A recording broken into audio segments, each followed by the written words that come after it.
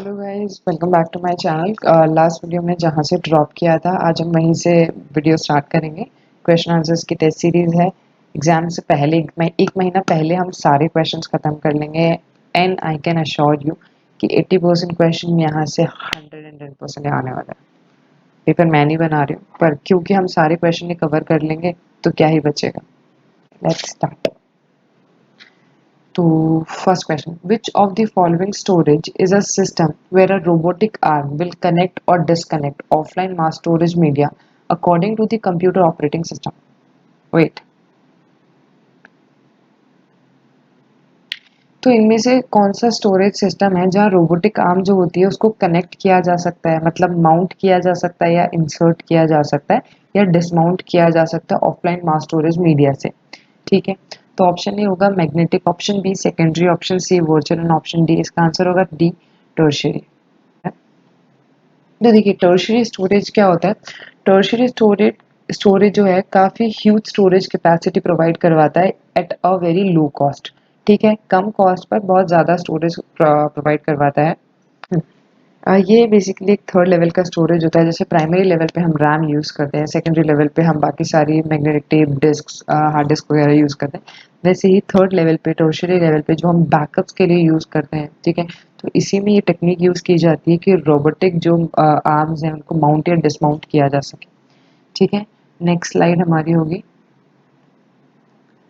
Which of the following is known as the interval between the instant a computer makes a request for the transfer of data from a disk system to the primary storage and the instance the operation is completed. इसका answer होगा option C disk access time. ठीक है, ये ना question करने के लिए आपको डिस्क का आर्किटेक्चर पता होना चाहिए। डिस्क का आर्किटेक्चर कैसे होती है कि प्लेटर्स होते हैं। ठीक है, सपोज 3-4 प्लेटर हैं तो 1, 2 एंड 3, तीन ये प्लेटर्स हैं। ठीक है, इसको कनेक्ट किया जाता है एक स्पिंडल से। ठीक है, प्लेटर में क्या होता है, ये प्लेटर है, प्लेटर का अपर सरफेस होता है, एक प्लेटर का लोअर सरफेस होता है। अब प्लेटर को डिवाइड किया होता है ट्रैक्स में, मतलब ये जो गोल सारा एक प्लेटर है, इसी के अंदर और इसके अंदर एक और ट्रैक होगा, फिर एक और ट्रैक होगा, फिर उससे छोटा ट्रैक होगा। तो जो रीड राइट हेड होता है डिस्क का, वो क्या करता है, आगे और पीछे मूव करता है, वैसे गोल गोल मूव नहीं कर सकता। गोल गोल मूव कर सकता है ये प्लेटर।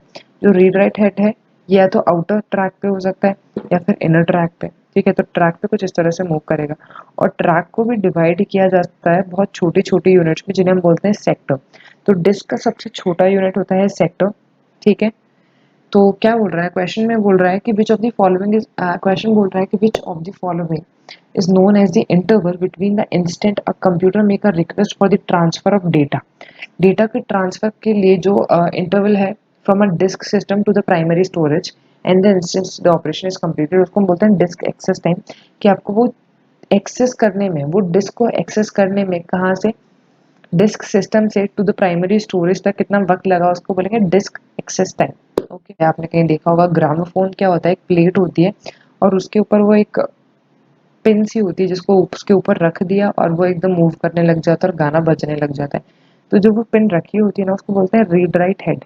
तो वो रीड राइट हेड ही मूव कर पाता है क्योंकि ये तो केवल गोल गोल मूव करेगा। तो वही कॉन्सेप्ट है कि ये प्लेटर है, प्लेटर में ट्रैक्स हैं, ट्रैक्स में, सॉरी हाँ, प्लेटर में ट्रैक्स हैं, ट्रैक्स में सेक्टर है।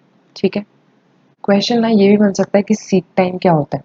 तो सीक टाइम होता है जो वो रीड राइट हेड है ना, जो वो पिन है, उसको डिजायर्ड ट्रैक पे लाने के लिए, कि आउटर ट्रैक है, इनर ट्रैक है, उसको लाने के लिए मूवमेंट में लगने वाला जो टाइम है उसको बोलते हैं seek time. Disk access time क्या होता है, डिस्क एक्सेस टाइम होता है वो टोटल रिक्वायर्ड टाइम जो कंप्यूटर लेता है to process a read write request और फिर उसको रिट्रीव करता है डेटा को किसी डिस्क स्टोरेज से। Which of the following device provides the communication between a computer and the outer world? ठीक है, कंप्यूटर और आउटर वर्ल्ड के बीच में कम्युनिकेशन कौन प्रोवाइड करवाता है, इसका तो आंसर ही ऑप्शन बी होगा, इनपुट एंड आउटपुट। एक्सप्लेनेशन देख लेते हैं, answer will be B. Explanation है the input output, input and output device provides a means of communication between the computer and the outer world. They are often referred to as peripheral device sometimes। ठीक है, क्या होता है, जैसे ये आपका system है, सिस्टम में प्रोसेसर वर्क कर रहा है, तो सिस्टम और आपके बीच में एक मीडियोकर कौन है, इनपुट। इनपुट डिवाइस ने क्या किया, इनपुट दिया। ठीक है, ये मीडियोकर हुआ।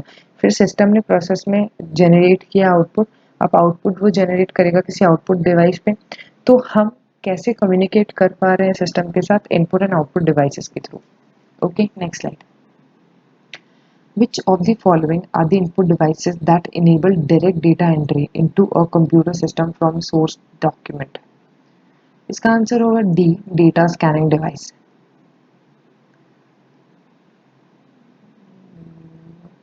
देखिए क्वेश्चन को ध्यान से पढ़िए कि इनमें से कौन सी इनपुट डिवाइस है जो इनेबल करती है डेटा की direct entry into a computer system from source document. सीधा सोर्स डॉक्यूमेंट से डेटा की एंट्री करवाना है अपने को कंप्यूटर में बिना कुछ किए, ठीक है। तो वो क्या करवाता है? स्कैनर करवाएगा। कि स्कैनर में क्या किया मैंने, कोई भी डेटा स्कैनिंग डिवाइस होगी उसमें क्या किया, अपने एक रजिस्टर रखा या कोई भी चीज़ उसमें, कोई भी ऑब्जेक्ट जिसको स्कैन करना हुआ वो रखा, वो डायरेक्ट उसको कन्वर्ट कर देगा उसके डिजिटल फॉर्म में। तो scanning device works like that. इसका एक्सप्लेनेशन क्या होगा कि they are refer to as data scanning devices, they eliminate the need to key in text data into the computer and demand the high quality of input documents. Okay, next slide. क्या देख, which of the following is a device used for converting maps, pictures and drawings into digital form for storage in computers? इसका answer होगा digitiser. यहाँ पे एक confusion होगा digitiser और scanner में, वो भी क्लियर हो जाएगा। तो इसका आंसर होगा डिजिटाइजर। और digitiser serves the purpose. Digitiser and scanner की अगर अपन बात करें तो डॉक्यूमेंट स्कैनिंग को अगर यूजर रीडेबल फॉर्म में अपने को चेंज करना है तो वो हम होता है स्कैनर, जिसको मैनिपुलेट नहीं किया जा सकता, ठीक है, क्योंकि वो अपने एक इमेज स्कैन किया, कन्वर्ट किया इमेज की फॉर्म में, दैट कांट बी मैनिपुलेटेड, ठीक है। वहीं डिजिटाइजर में उस चीज़ को मैनिपुलेट किया जा सकता है, नहीं डिफरेंस है। नेक्स्ट है, which of the following can access the server? इनमें से क्या, इन ऑप्शंस में से क्या चीज़ है जो सर्वर को एक्सेस कर सकती है? Web client can access the server, answer will be. कोई भी कंप्यूटर हो that has access to the web server is called the web client. Next slide. Which of the following is known as a language made up of binary coded instruction? Binary coded instructions की जो language है machine language होगी, विच जो कि इधर 0 और 1 की form में होगी, ठीक है, क्योंकि हमें पता है कि कंप्यूटर केवल बाइनरी लैंग्वेज को प्रोसेस कर सकता है। जितनी भी हाई लेवल लैंग्वेज होती है उनको कन्वर्ट किया जाता है इंटरप्रेटर या कंपाइलर या असेंबलर द्वारा, किसमें? बिट्स की फॉर्म में। Which of the following package allows individual to use personal computers for storing and retrieving their personal information? इसका आंसर होगा ए, पर्सनल असिस्टेंस पैकेज। एक्सप्लेनेशन है, it is a personal assistant package जो allow करता है for the same, it helps in planning and managing their schedules, contacts, finances and inventories of important terms. Next slide. Which of the following is created when a user opens an account in the computer system? सकती web client can access the server, answer will be A. कोई भी computer हो that has access to the web server is called the web client. Next slide. Which of the following is known as a language made up of binary coded instruction? Binary coded instructions की जो language है machine language होगी, विच जो कि इधर 0 और 1 की form में होगी, ठीक है, क्योंकि हमें पता है कि कंप्यूटर केवल बाइनरी लैंग्वेज को प्रोसेस कर सकता है। जितनी भी हाई लेवल लैंग्वेज होती है उनको कन्वर्ट किया जाता है इंटरप्रेटर या कंपाइलर या असेंबलर द्वारा, किसमें? बिट्स की फॉर्म में। Which of the following package allows individual to use personal computers for storing and retrieving their personal information? इसका आंसर होगा ए, पर्सनल असिस्टेंस पैकेज। एक्सप्लेनेशन है, it is a personal assistant package जो allow करता है for the same, it helps in planning and managing their schedules, contacts, finances and inventories of important terms. Next slide. Which of the following is created when a user opens an account in the computer system? इसका answer होगा सब directory. एक सब directory create की जाती है जब भी यूजर ओपन करता है कोई भी अकाउंट, ठीक है, और इसको ट्रीट किया जाता है एज अ फाइल, ठीक है। और MFD, in MFD stands for master file directory. Next, which of the following is a technique that marked the beginning of a computer communication?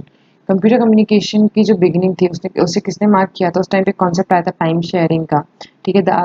Time sharing में क्या होता है, यूजर एबल होता है interact करने के लिए कंप्यूटर के साथ, ठीक है, और वो अपनी जो इन्फॉर्मेशन है, इन्फॉर्मेशन प्रोसेसिंग रिसोर्सेज की, वो शेयर कर पाता है। Next, Which of the following is a type of technique in which dumb terminals are connected to a central computer system? इसका आंसर भी टाइम शेयरिंग ही होगा. टाइम शेयरिंग के टाइम पे ऐसा हुआ था कि जब डम्ब टर्मिनल को कनेक्ट किया जाता है to a computer central system. Which of the following service allows a user to log into another computer somewhere on the internet? Answer will be Telnet. Which of the following is not a type of computer on the basis of operation? Digital एक type होता है computer का, analogue एक type होता है, hybrid एक type होता है, रिमोट कोई टाइप नहीं होता है. देखिए कंप्यूटर्स के टाइप में ना डिजिटल टाइप होते हैं, एनालॉग टाइप होते हैं एंड हाइब्रिड टाइप होते हैं. एनालॉग में क्या होता है, जितने भी जो कंसिस्टेंट जो एक कंटिन्यूस डेटा के फॉर्म में अपने को डेटा इनपुट या आउटपुट मिलता है वो सब हम एनालॉग डेटा में एनालॉग कंप्यूटर्स में यूज किया जाता है. For example speedometer, thermometer. Digital computers को डिजाइन किया जाता है to perform calculations and to perform logical operations. ठीक है, ये क्या करता है, एक रॉ डेटा लेता है, प्रोसेस करता है, देन आउटपुट जनरेट क्या करता है, दोनों के फीचर्स को यूज करता है. इसकी एक्यूरेसी है डिजिटल की तरह और ये फास्ट है एनालॉग की तरह. ठीक है, इसके एग्जांपल्स काफी सारे हैं, जैसे अल्ट्रासाउंड मशीन और जितने भी अपनी एम्बेडेड मशीन हम यूज करते हैं सारी हाइब्रिड मशीन होती हैं या हाइब्रिड कंप्यूटर्स होते हैं. Which of the following type of a computer is mostly used for automatic operations?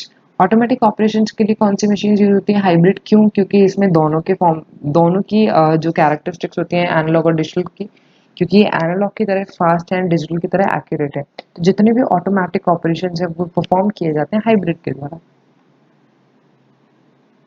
Which of the following invention gave birth to the much cheaper microcomputers? Micro जी microprocessor. और ये question बार बार ये generate भी होता है कि कौन सी generation थी, कौन सी कंप्यूटर जनरेशन के टाइम पे ये माइक्रो कंप्यूटर्स या माइक्रो प्रोसेसर्स आए थे. तो वो है अपनी जनरेशन फोर्स. जनरेशन फोर्स का कोई मतलब ये नहीं है जैसे अपने जनरेशन का क्या मतलब, जैसे अपने एक इंसान है, उसका बच्चा हुआ, उसकी नेक्स्ट जनरेशन उसका. लेकिन यहाँ पे जनरेशन चेंज का मतलब है टेक्नोलॉजी में चेंज होना. ठीक है, जो टेक्नोलॉजी हम यूज कर रहे हैं, जैसे फर्स्ट जनरेशन के टाइम यूज किया गया था वैक्यूम ट्यूब, सेकंड जनरेशन के टाइम पे यूज किया गया था ट्रांजिस्टर, थर्ड जनरेशन के टाइम पे इंटीग्रेटेड सर्किट्स, फोर्थ जनरेशन के टाइम पे VLSI. VLSI stands for very large scale integration. And fifth generation के टाइम पे ULSI and artificial intelligence, robotics and NLP. NLP stands for natural language processing. So, which of the following invention gave birth to the much cheaper microcomputers? Answer will be B. Microprocessors. Which of the following computers are lower than mainframe computer in terms of speeds and storage capacity? Mini computers, without any doubt. Next slide. Which of the following is the first neural network computer? First neural network computer है SNARC. SNARC first neural network computer and it was built by Minsky and Edmunds in 1956. SNARC stands for Stochastic Neural Language Reinforcement Computer.